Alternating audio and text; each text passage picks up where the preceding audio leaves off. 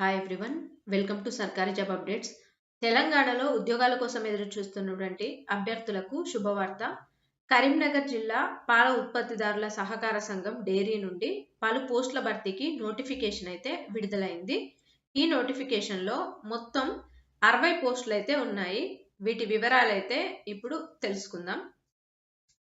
ముఖ్యమైన తేదీలు చూసినట్టయితే దరఖాస్తు ప్రారంభ తేదీ 1/8 ఆగస్టు 1 నుండి, దరఖాస్తు చివరి తేదీ అయితే ఆగస్టు 15 వరకు సాయంత్రం 5 గంటల వరకు కూడా దరఖాస్తు చేసుకోవచ్చు. ఖాళీలు, విద్యార్హతలు మరియు ఇతర వివరాల కోసం http://wdeb.tg.nic.in లోకి వెళ్ళి వెబ్సైట్లో పొందగలరు. ఓకే, నెక్స్ట్ ఇక్కడ చూసినట్టయితే ప్రాజెక్టు పేరు, అంగన్వాడీ టీచర్ ఖాళీ పోస్టుల సంఖ్య చూద్దాం. గంగాధర 20 పోస్టులు, next Huzurabad 16, Karimnagar rural 16, Karimnagar urban 8, మొత్తం టోటల్ ఎన్ని 60 పోస్టులు అయితే ఉన్నాయి. అభ్యర్థులు దరఖాస్తు చేసుకోవడానికి ఉండవలసిన అర్హతలు ఏంటంటే కనీసం ఇంటర్మీడియట్ అయితే ఉత్తీర్ణులై ఉండాలి. వయస్సు చూసినట్టయితే 1/7/2026 నాటికి 18 నుండి 35 సంవత్సరాల లోపు ఉండవలెను. ఓకే, స్థానికత అభ్యర్థి సంబంధిత అంగన్వాడీ కేంద్ర పరిధి, వార్డ్, డివిజన్లో గ్రామ పంచాయతీ చెందిన స్థానికురాలై ఉండాలి.